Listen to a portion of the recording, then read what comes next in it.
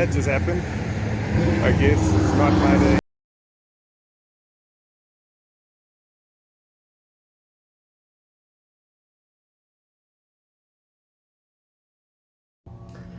Hi guys, welcome back to another episode. So initially this was never a planned episode. This is something that I came across and discovered that my bike kept dying at 62 degrees.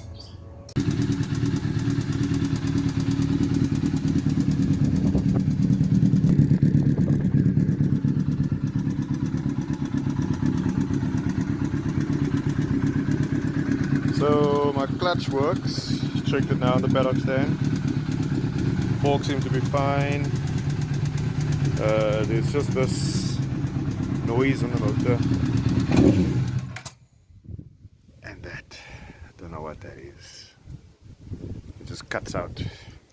Today it's cut out at 67 degrees. And I couldn't figure out why.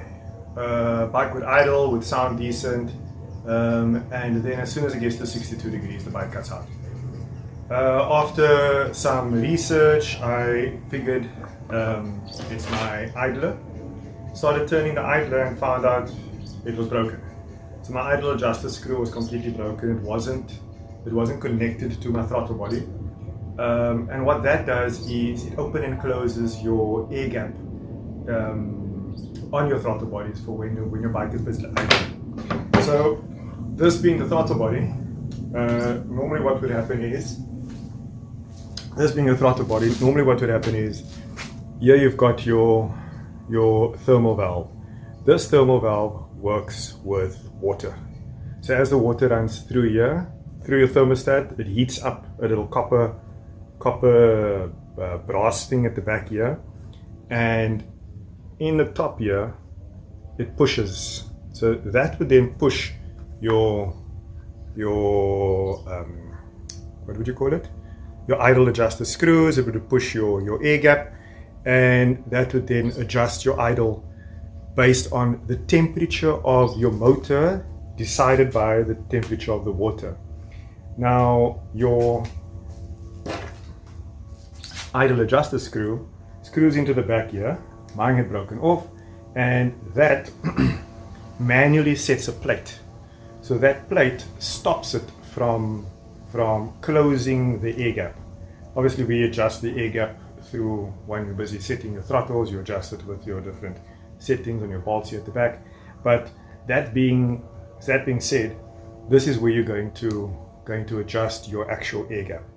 So I found out the hard way that every time I was riding, bike got to 62 degrees, the bike would cut out, and I would struggle to get it started again.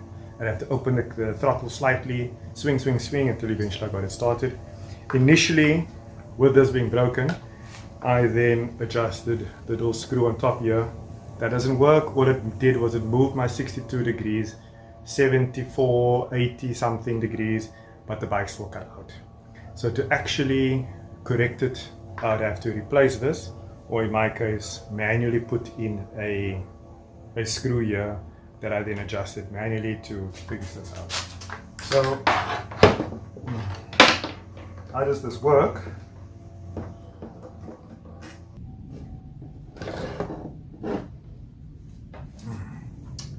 So there we have it. This is your AIC thermal valve. So inside here is a little copper plug. Gets hot. As that thing gets hot, it expands. As it expands, it pushes this needle up. So as this needle goes up, it then closes your flap, which is then your idle control valve. On the opposite end here, this is where your manual screw adjuster would sit. So the manual screw adjuster, we all know it from this end, you would then turn to adjust your idle. As you push this thing up here, you're then basically pushing this side back down again, because it would do that. So this flap would then push this side back down. It would then open up your idle adjusters. your idle valves, and that would then allow your bike to idle higher or lower depending on how much you've opened or closed it. So this thing actually gave me a whole lot of headaches, all because this was broken and because it was set to low. So as it was set to low, the AIC thermal valve kept closing my idle screws, and that's why the throttle body would then choke off and the bike would then die. So yeah, it's really that simple. Something so simple, come to think of it, I couldn't even find it on YouTube. I found one Spanish video where somebody actually opened this whole thing up and he explained how putting this into boiling water pushes the needle up, and that's how I came to discover the problem that I'm sitting with here. So yeah, as soon as I got that sorted out, I replaced it. I just put a manual screw in here. You can see it's just a normal flathead screw. I then put a little dumpy screwdriver in there until I got my measurement right. To fix this, it's completely stripped at the back end here. So this thing I'll just send to Cable Clinic, Cable Doctor. They will then strip it, replace the wire inside it, and recrimp a new one on the back for me. And this can then go back into the bike.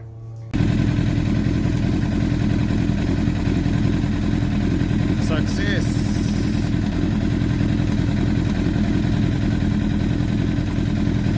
Managed to fix the idle problem. Idle problem is resolved, thank goodness. So now we can start, I think it's now just overfueling. So now we can take it through to the dyno, get it checked out, diagnostics. So that just happened. I guess it's not my day. Didn't make it very far from home.